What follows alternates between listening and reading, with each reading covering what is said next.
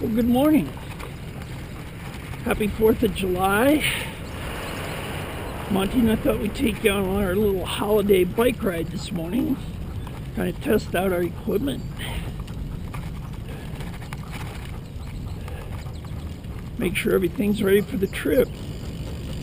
As you can see, it's a beautiful morning here in Colorado, and we're happy to share our ride with you.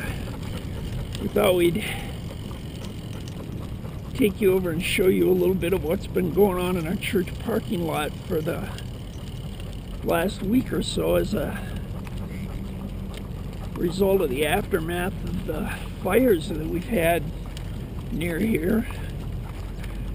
And you can see this semi-trailer up here from Samaritan's Purse. They have a team here that's specially trained to do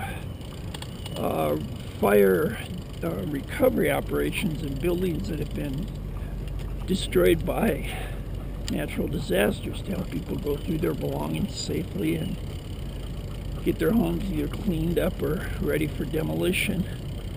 So they're staying here at the church and doing that really hard work for a couple of weeks, I guess.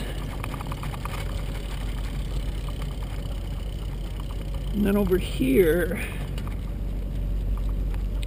we have a trailer from our partner organization on our last ride, Convoy of Hope. Convoy brought an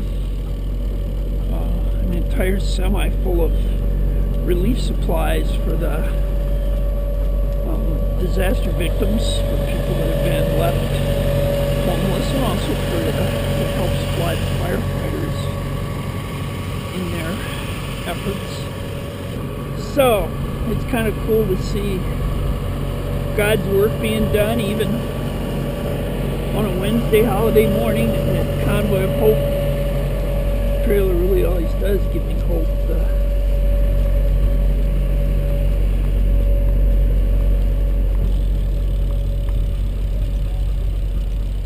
Don't know if you can see them there, but the fellas in the orange shirts are the Samaritan's Purse group, and they're just getting ready to head up into the hills for their day's worth of hard, hot work.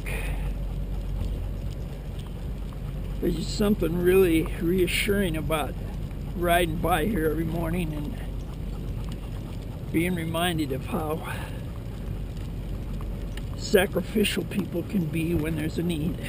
And in a sort of tangential way, it reminds me of why we're doing this bike ride that we're doing,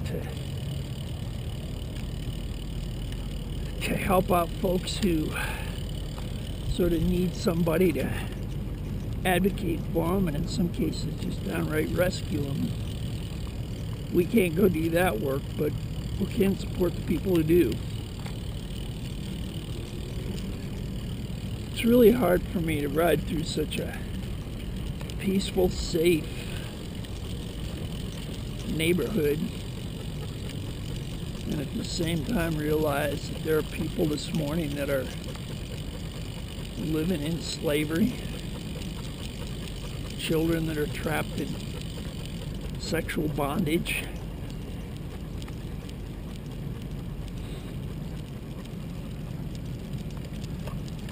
and I am excited about the opportunity to go and do our little bitty part to help raise awareness and support for the folks who are trying to alleviate that problem. As I've said so many times, we're not going to solve it. We're not going to fix the world. That's only God can do that. He will. But we can change it. We can do, one person at a time, one meal at a time,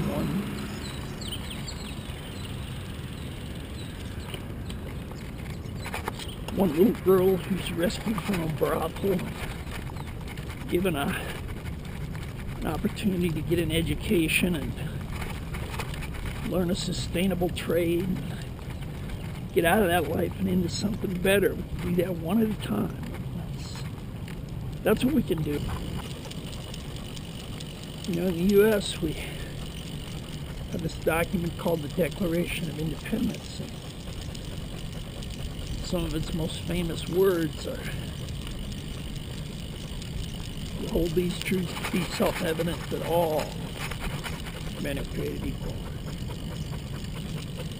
that they're endowed by their Creator with certain inalienable rights. Among these are life, liberty, and the pursuit of happiness." Well, there's a lot of people in the world this morning that don't have anything close to those rights, and that's why we're doing all right.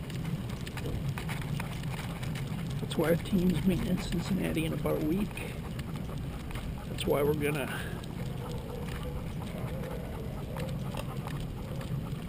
endure some heat and some hills and humidity. Maybe we should call it the Triple H ride. And we're doing it because we do believe that everyone has those rights. And that they don't come from governments, they come from God. So, thanks for joining us on our ride this morning. We hope you'll follow along as we crank from Cincinnati to DC. Hope you'll leave some comments, let us know what you're thinking. So we'll enjoy hearing from you along the way, and